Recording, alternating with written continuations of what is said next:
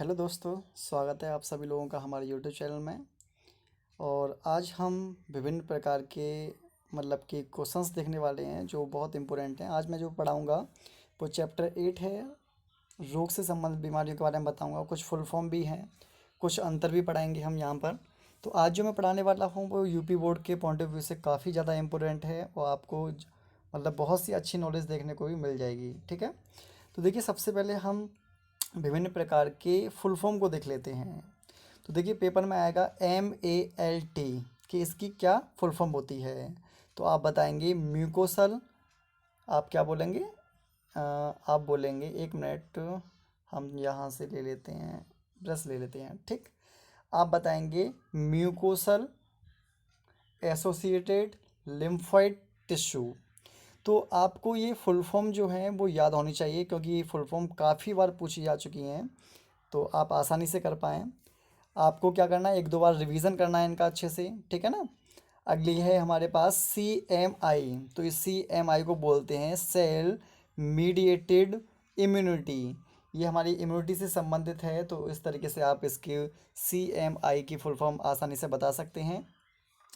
ये आप सा नंबर के देखेंगे, एड्स बीमारी, इसको हम एक्वायर्ड इम्यूनोडेफिशिएंसी सिंड्रोम बोलते हैं। ये बहुत ही खतरनाक बीमारी है और अभी तक ये लाइलाज बीमारी है जो वायरस के कारण होती है।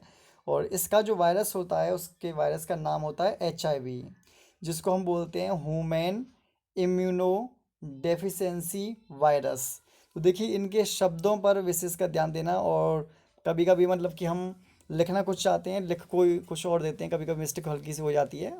ठीक है, तो शब्दों पर थोड़ा सा ध्यान दीजिएगा कि कौन सी स्पेलिंग किस तरीके से है।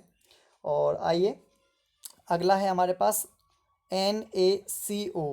इसको हम बोलते हैं नेशनल एड्स कंट्रोल ऑर्गेनाइजेशन।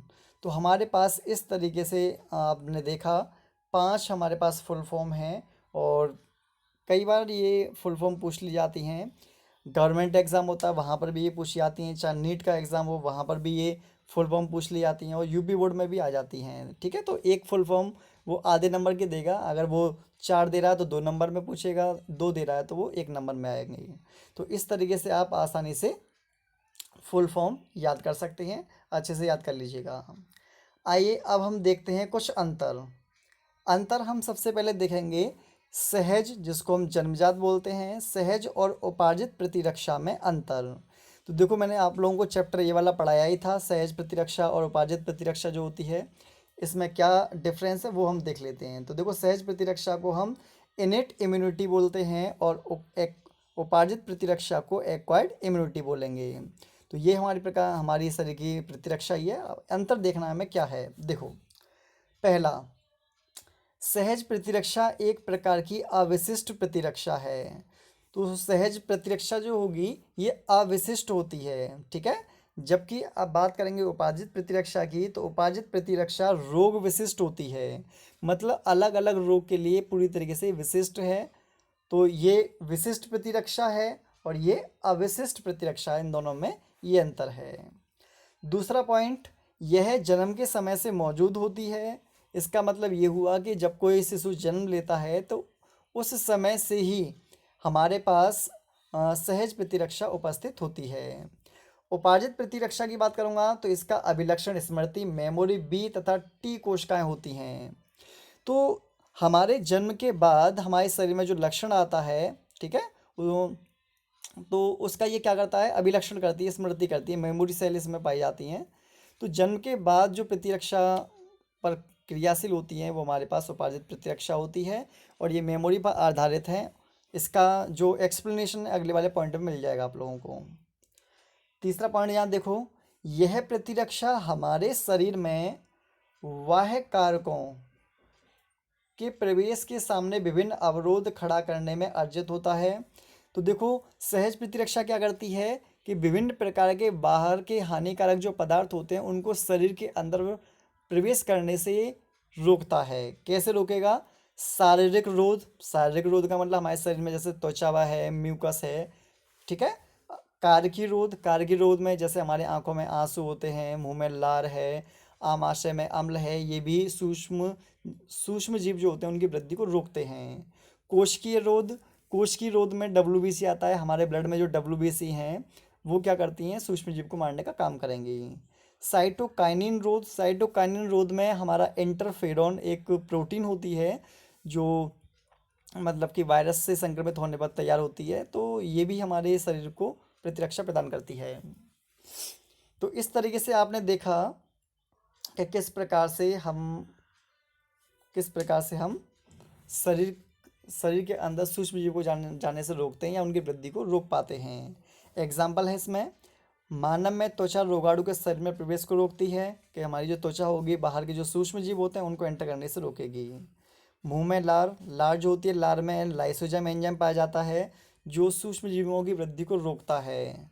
आँखों के आंसू रोगाणुओं की वृद्धि को रोकते हैं, आँखों के आंसू में भी लाइसोजाइम एंजाइम पाया जाता है जो रोगाणुओं को रोकने में सहायक होता है।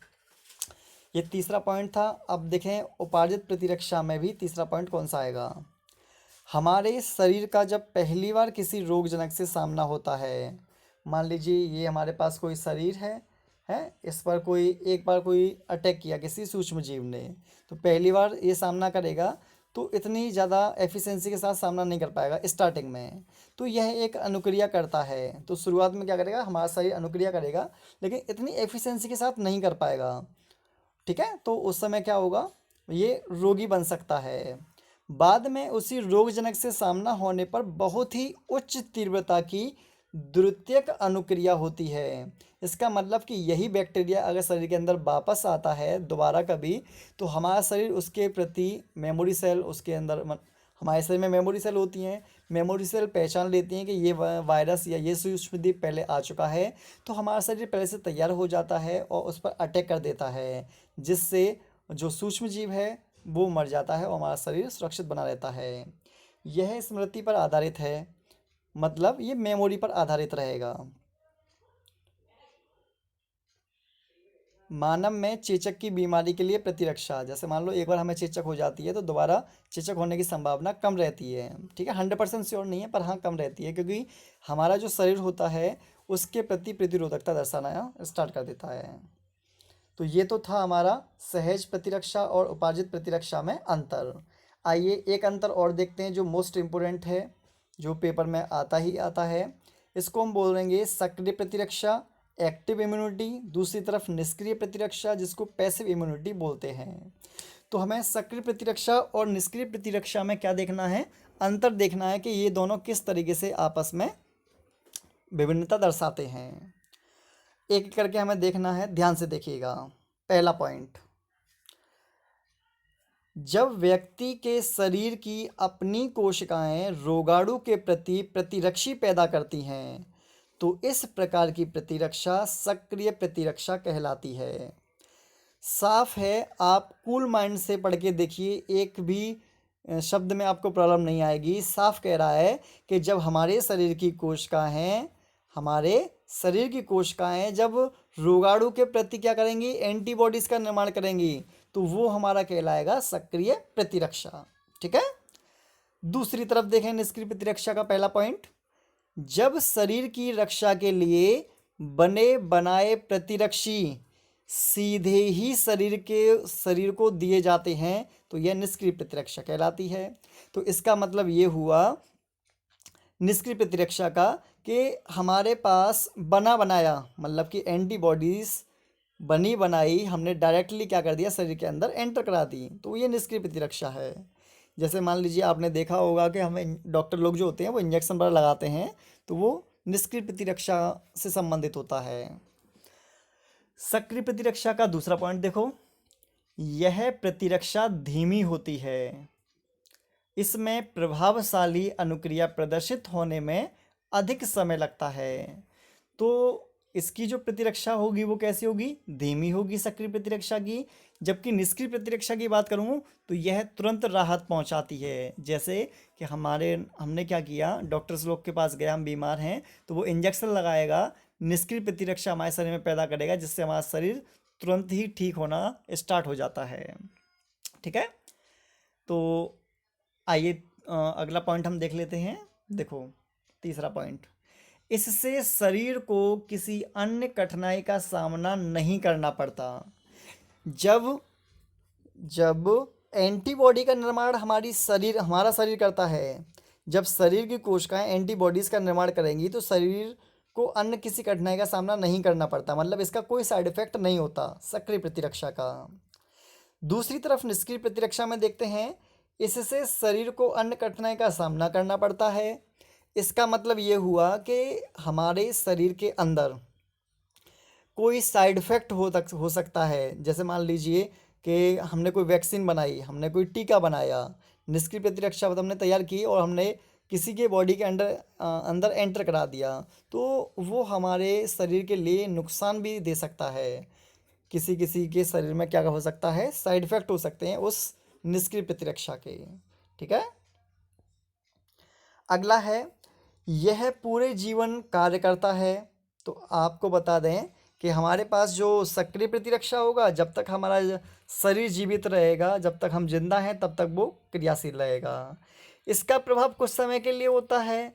निष्क्रिय प्रतिरक्षा जो होता है, वो जो निष्क्रिय प्रतिरक्षा है, तो हमने इंजेक्शन वगैरह लगा दिया तो उसका प्रभाव जीवन भर नहीं रहता, उसका प्रभाव कुछ समय के लिए रहता है। तो इस तरीके से आपने ये देखा सक्रिय प्रतिरक्षा और निष्क्रिय प्रतिरक्षा में अंतर। तो देखो, या तो पेपर में ये आ सकता है या फिर पेपर में ये आ सकता है। ये दो प्रकार के अंतर हैं, इन दोनों अंतर में से कोई एक अंतर 101% आपके एग्जाम में आएगा। तो दोनों को याद कर लीजिए, कोई ना कोई तो फंस जाएगा आपका यूपी बोर्ड में। ठीक है। आओ कुछ नया जानते हैं। ये देखिए, ये है पुनर्योगज प्रोटीन। पुनर्योगज प्रोटीन को हम रिकॉम्बिनेशन प्रोटीन बोलते हैं। मतलब कि हम क्या करेंगे, रिकॉम्बिनेशन डीएनए से कुछ प्रोटीन का निर्माण करते हैं, उसको हम पुनर्योगज या रिकॉम्बिनेशन प्रोटीन बोल देते हैं। और इन प्रोटीन का अगर हम निर्माण करते हैं तो हमारे जीवन में या चिकित्सीय व्यवहार इसका क्या है, ये हमारे शरीर में कौन से रोग को दूर कर सकता है, ये हमारे लिए किस प्रकार से ये प्रोटीन है वो हमारे लिए हेल्प करेंगी, और किस प्रकार से हम इन प्रोटीन की सहायता से बीमारियों को दूर कर सकते हैं। तो विभिन्न प्रकार की हम प्रोटीनों को देखेंगे और उससे कौन सी बीमारी ठीक होगी वो भी हम देखेंगे। तो सबसे पहले नंबर पर आती है इंसुलिन। तो इंसुलिन जो है ये एक प्रकार की प्रोटीन है। ठीक है। ये डायबिटीज़ मेटिलस के उपचार के लिए, ये किसी भी व्यक्ति को, मतलब कि मधुमेह रोग हो जाता है, डायबिटीज़ मेटिलस को मधुमेह बोलते हैं, किसी व्यक्ति को मधुमेह रोग हो जाता है तो उसको इंसुलिन के इंजेक्शन लगाए जाते हैं। ठीक है। तो पहला क्या हो गया, इंसुलिन पुनर्योगज प्रोटीन किस में काम आएगी, डायबिटीज़ मेटिलस के उपचार में, मतलब मधुमेह के उपचार में उपयोगी है। दूसरा, ह्यूमन वृद्धि हार्मोन। ह्यूमन वृद्धि हार्मोन नाम से ही पता चल रहा है, वृद्धि हार्मोन। अगर इस हार्मोन की किसी व्यक्ति में कमी रह जाती है तो वो व्यक्ति नाटा रह जाता है, बौना रह जाता है। तो नाटेपन के उपचार के लिए हमें ह्यूमन वृद्धि हार्मोन उसको देते हैं। ठीक है। तो ये दूसरा हुआ। तीसरा, इंटरफेरॉन, मोस्ट इंपोर्टेंट है इंटरफेरॉन। वायरस जनित रोग, मतलब वायरस से होने वाले रोग, और उसके साथ कैंसर, और उसके साथ एड्स के उपचार के लिए, मतलब वायरस के रोग, कैंसर के रोग, एड्स के रोग के उपचार में ये इंटरफेरॉन काम आती है। अगला देखिए, फोर्थ वाला, स्ट्रेप्टोकाइनेज। तो स्ट्रेप्टोकाइनेज हमारे पास जो प्रोटीन है, ये थ्रोम्बोसिस के उपचार के लिए उपयोगी मानी जाती है। थ्रोम्बोसिस का मतलब हमारी जो ब्लड वेसल्स होती हैं उनमें अगर ब्लड का थक्का जम जाता है तो उसे गलाने में स्ट्रेप्टोकाइनेस एंजाइम का प्रयोग किया जाता है, और एंजाइम जो होते हैं वो प्रोटीन प्रकृति के होते हैं। पांचवा देखिए, tumour necrosis factor. Tumour necrosis factor जो होती है ये सेप्सिस तथा कैंसर के उपचार के लिए उपयोगी मानी जाती है। कैंसर के रोगियों को ये प्रोटीन दी जाती है। अगला है इंटरल्यूकिन्स। देखिए, इंटरल्यूकिन्स जो होती है, हमारे शरीर में विभिन्न प्रकार के अगर कैंसर हो जाते हैं तो कैंसर के उपचार के लिए इंटरल्यूकिन्स प्रोटीन का उपयोग किया जाता है। 7, हेपेटाइटिस बी सतह एंटीजन। तो हेपेटाइटिस बी सतह एंटीजन का उपयोग हम हेपेटाइटिस बी का टीका तैयार करने में करते हैं। तो देखो, पेपर में आ सकता है कि हेपेटाइटिस बी का जो टीका है वो कैसे तैयार किया जाता है, तो आप बताएंगे रिकॉम्बिनेशन डीएनए तकनीक के माध्यम से तैयार किया जाता है। अगला है 8वां, ग्रेन्युलोसाइट कॉलोनी स्टिमुलेटिंग फैक्टर। ये एक प्रकार की प्रोटीन होती है जो कैंसर और एड्स के उपचार के लिए उपयोगी है और बोन मैरो के प्रतिस्थापन के लिए भी ये उपयोगी मानी जाती है। तो देख रहे होंगे कि हम रिकॉम्बिनेशन प्रोटीन की सहायता से किस प्रकार से कैंसर और एड्स जैसी बीमारियों के इलाज में इसका हम उपयोग कर पा रहे हैं। Question sorry protein number 9, granulocyte macrophage colony. ये क्या काम करेगा? कैंसर एवं एड्स के उपचार के लिए, अगर किसी व्यक्ति को कैंसर है, एड्स है, तो उसके लिए हम ग्रेनुलोसाइट मैक्रोफेज कॉलोनी प्रोटीन का हम उपयोग करते हैं। और लास्ट है मेरा लास्ट, बोबिन वृद्धि हार्मोन। बोबिन वृद्धि हार्मोन का काम होता है दूध उत्पादन बढ़ाने के लिए। तो आपको बता दें, किसी मतलब कि जो मानव है या फिर कोई स्तनधारी है, उसमें वृद्धि ढंग से उतर नहीं रहा है, तो हम बोबिन वृद्धि हार्मोन का इंजेक्शन लगाकर दूध के उत्पादन को बढ़ा सकते हैं। वो दूध गाय भैंस या फिर जो भी है वो अधिक मात्रा में देते हैं। तो पेपर में आ सकता है कि दूध उत्पादन बढ़ाने के लिए किस प्रोटीन का या किस हार्मोन का उपयोग किया जाता है, तो बोबिन वृद्धि हार्मोन का हम उपयोग कर पाते हैं। तो पेपर में आपसे क्वेश्चन जो तैयार होगा वो आएगा, 10 पुनर्योगज प्रोटीन और उसके चिकित्सीय व्यवहार की व्याख्या कीजिए। इस तरीके से आपसे आएगा। तो आपको कुछ भी नहीं करना, 10 आपके सामने दे रखे हैं, अच्छे से इसका रिवीजन कीजिए, अच्छे से इसको टाइम दीजिए। एक चार्ट बनाकर आप अपने मतलब कि दीवार पर या फिर गेट पर लगा दीजिए। जब भी आप कहीं बाहर जाएं या अंदर आएँ तो इनको डेली याद कीजिए, आपके माइंड में सेट हो जाएंगे। अच्छे से अगर आप लेकर इसे बैठते हैं तो आपको कुछ भी नहीं करना। चलो आप एक बार में 10 नहीं कर पाते, कोई नहीं, 5 सुबह कर लो, 5 शाम को कर लो। 5 सुबह करने में ज़्यादा से ज़्यादा 15-20 मिनट लग जाएंगी, शाम को 15-20 मिनट लग जाएंगी, हो गया एक दिन में याद आपको पूरा चार्ट। ठीक है, उसी तरीके से आपको ये वाला करना है।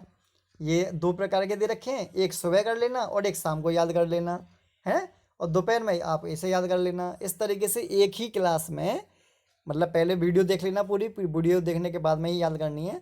तो एक ही क्लास में आपको देखो इसमें क्या मिल गया, फुल फॉर्म मिल गई। इसमें विभिन्न प्रकार के आपको 2 अंतर दिखाई दे गए जो इम्पोर्टेंट हैं। पुनर्योगित प्रोटीन दिखाई दे गई और उनका चिकित्सीय व्यवहार आप लोगों को दिखाई दे गया। तो यूपी बोर्ड 2021 के लिए ये काफ़ी इम्पोर्टेंट वीडियो है और आप इस वीडियो को लास्ट तक जरूर देखिएगा। और जब भी आपको टाइम मिले या आप फ्री हो या मन ना लगे तो इस वीडियो को देख लीजिएगा, जिससे ये है कि आपके मतलब कि वीडियो देखेंगे तो वीडियो देखने से सुन आवाज़ आपको कान में आएगी तो आपको अच्छी से याद हो जाएंगी चीज़ें। और कोई भी प्रॉब्लम आती है तो हमारे कमेंट सेक्शन में जाकर हमें बता दीजिएगा, हम उसे सॉल्व कर देंगे। ठीक है, जय रस्तु सभी के लिए।